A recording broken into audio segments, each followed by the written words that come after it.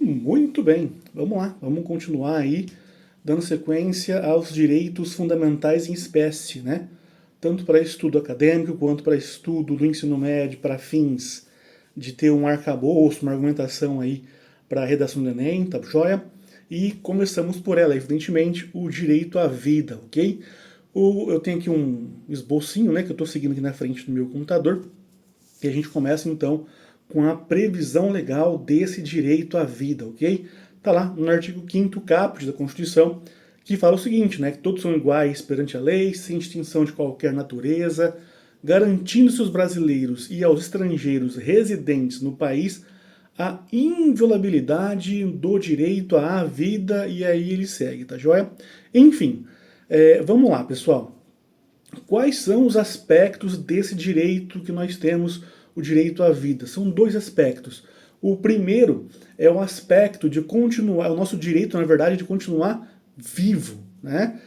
De não ser morto. O Estado, então, ele tem que ter uma prestação negativa, ele não pode nos matar, tá joia? Começamos por aí, ok? E o segundo aspecto é o direito de uma vida digna, e a gente vai conjugar aí o artigo 5º com o artigo 1º, inciso 3 da nossa Constituição. Tá? Ou seja, na verdade, todos os artigos devem ser lidos juntamente com o artigo 1º, inciso 3 da Constituição, beleza? E que fala fala da dignidade da pessoa humana, ok? Muito cuidado com isso, tá? Bom, um segundo tópico aí a ser falado é a partir de quando que a nossa vida ela é protegida, né?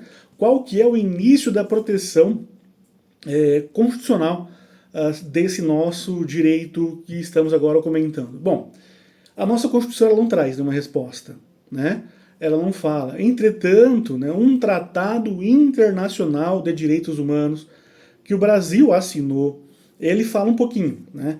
Ele fala no artigo 4º, tópico 1, que a vida deve ser protegida desde o momento da concepção, ok? Então olha que diz o artigo 4º lá dessa Convenção Americana de Direitos Humanos, também chamado de Pacto São José da Costa Rica. Fala o seguinte: toda pessoa tem o direito que se respeite sua vida. Esse direito deve ser protegido pela lei e, em geral, cuidado com isso, desde o momento da concepção, né? Então já começa por aí, relatando um momento de proteção que é o da concepção. Tá, e o que é concepção? Né? É a fecundação do óvulo pelo espermatozoide? Na verdade, não. Né? Na verdade, a própria Corte Interamericana de Direitos Humanos entende como concepção o momento da nidação. É aquele óvulo fecundado pelo espermatozoide, que ele é onde ele gruda na parede do útero, tá joia? Então, nesse caso, a partir desse momento que nós temos o direito à vida, tá? Ou seja, a simples fecundação, ela não é coberta, ela não é protegida. Portanto, consequência prática disso, a pílula do dia seguinte não é aborto, ok? Cuidado com isso, galera. O que mais? Embora, né, a nossa corte entenda, na verdade, entenda que a nossa vida deve ser protegida desde a concepção, ela fala o seguinte, eu vou ler de novo, né? Esse direito deve ser protegido pela lei e, em geral, ou seja, se o país disciplinar de outra maneira, ok, também deve ser respeitada a legislação interna, tá? A gente vai falar sobre isso, né? Mas, na verdade, dá para falar sobre agora. Bom, a gente vai falar, na verdade, lá quando está dando um aborto, tá? Aguarde um momentinho aí. Bom, no Brasil, evidentemente, né, nós temos aí a proteção da vida extrauterina, óbvio, né?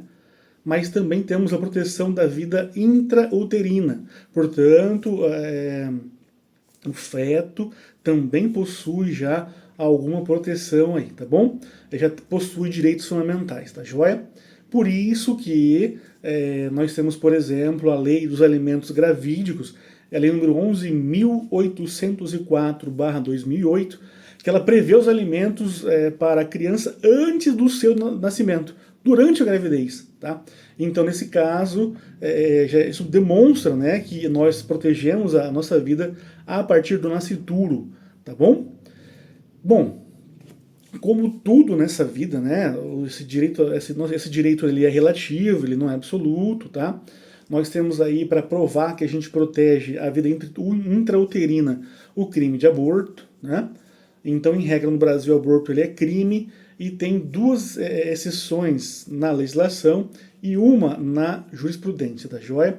Nós só não protegemos o nascituro em dois casos, de acordo com a lei, né? De acordo com o aborto necessário e aborto sentimental. Então, nessas duas hipóteses, a lei já previa há tempos, né, que era possível interromper aí a gestação, tá bom?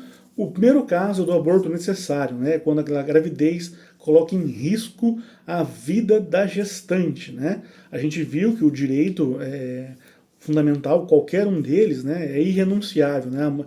A pessoa não pode abrir mão de direitos fundamentais, tá joia? Então, nesse caso, só se a gestante optar, né?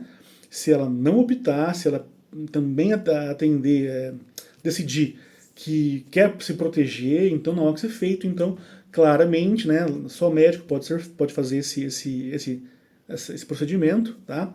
E tem que ter um laudo, né, comprovando que aquela gravidez coloca em risco a vida da gestante. Não é a saúde, é a vida, né? Ou é a gravidez ou é a vida, tá bom? Então o laudo tem que estar bem certinho, bem redondinho.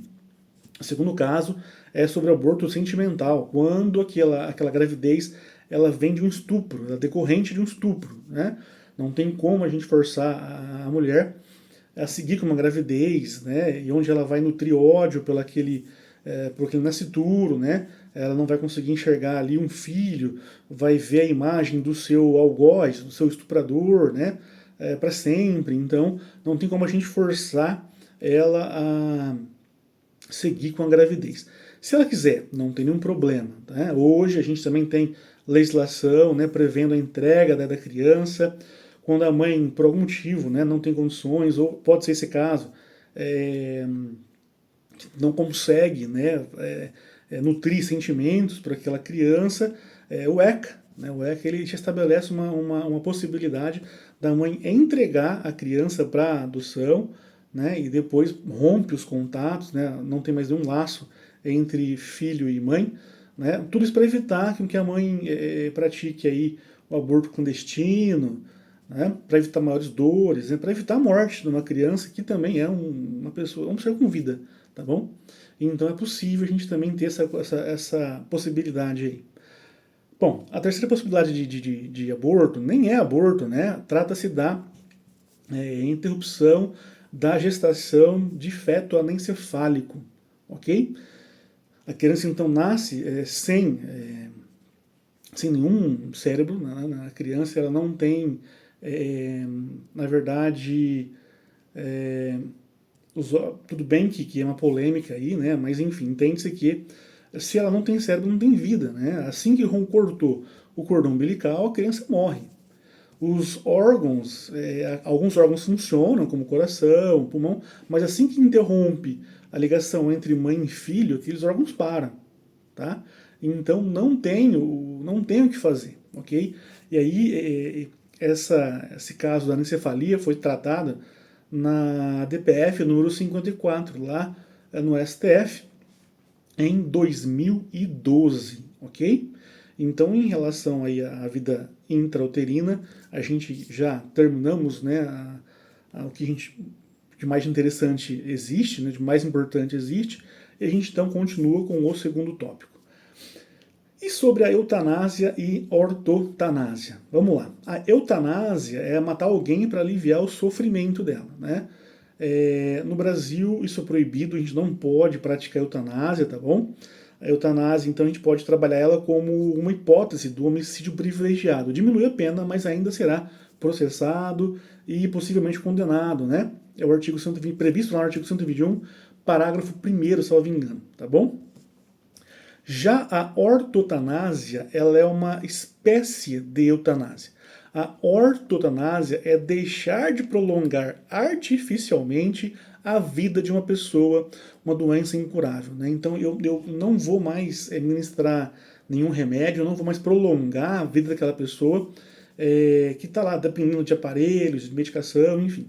Né? Então eu vou simplesmente deixar de continuar aqueles tratamentos, né? E a pessoa então sozinha vai encerrando a sua vida, ok? Bom, aqui pessoal, essa ortotanásia, né, ela é regulamentada pelo nosso Conselho Federal de Medicina, tá?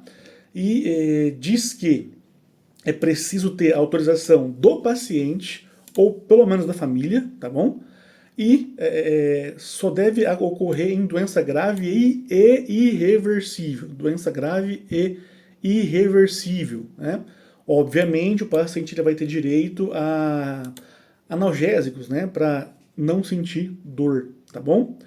Por que isso? Porque a nossa doutrina também entende que morrer com dignidade integra o direito à vida, tá? Portanto, esse momento ele deve acontecer sem dor e de forma digna, tá bom? Claro, né, sem dor na medida do possível, tá? Cuidado com isso.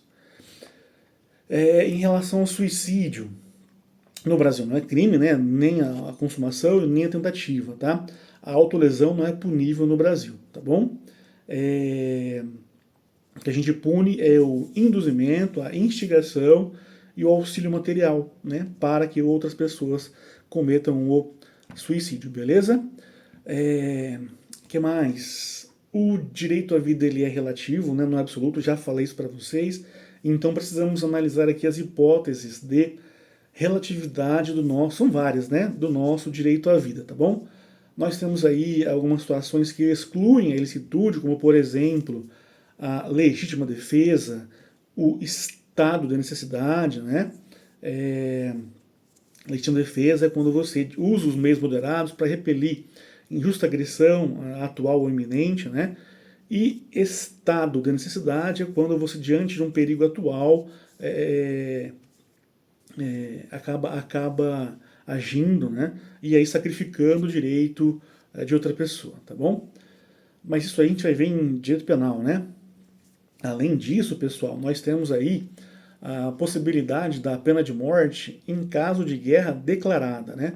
Nós, no Brasil, sabemos que é o presidente da República que declara guerra, tá bom? E aqui a pena de morte ela está prevista lá no Código Penal Militar e regulamentada pelo Código de Processo Penal Militar, tá bom?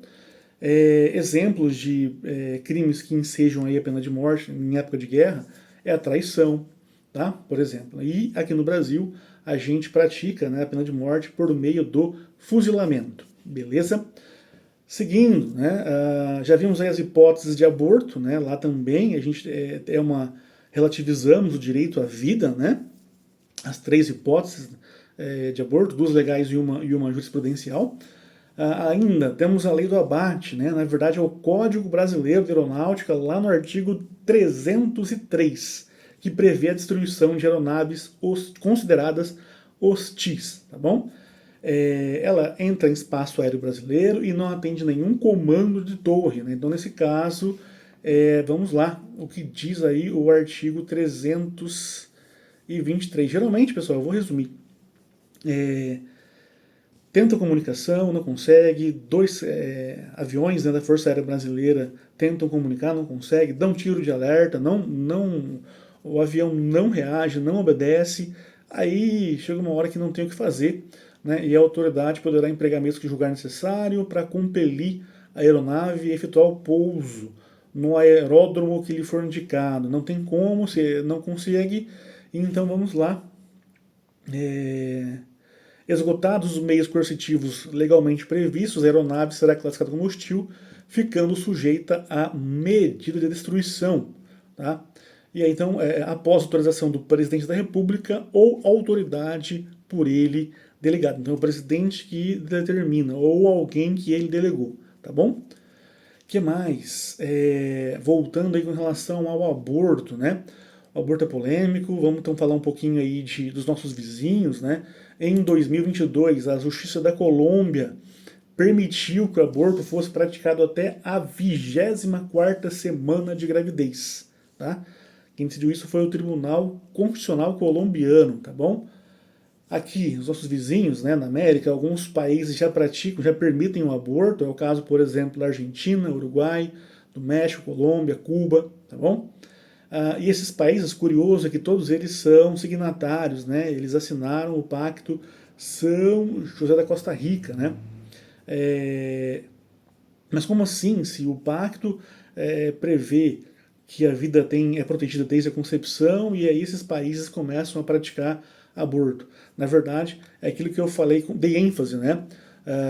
O pacto fala que esse direito deve ser protegido pela lei e, em geral, desde o momento da concepção. Então, em regra, é a concepção, mas se o país adotar outros critérios, esses outros critérios serão obedecidos nesse país, tá bom? É basicamente isso, joia? Bom, com isso então a gente encerra a nossa primeiro bate-papo, né? Bate-papo, não tem diálogo, né? Esse primeiro vídeo sobre direitos fundamentais em espécie e a gente segue então pro próximo, beleza? Até lá, valeu, tchau, tchau.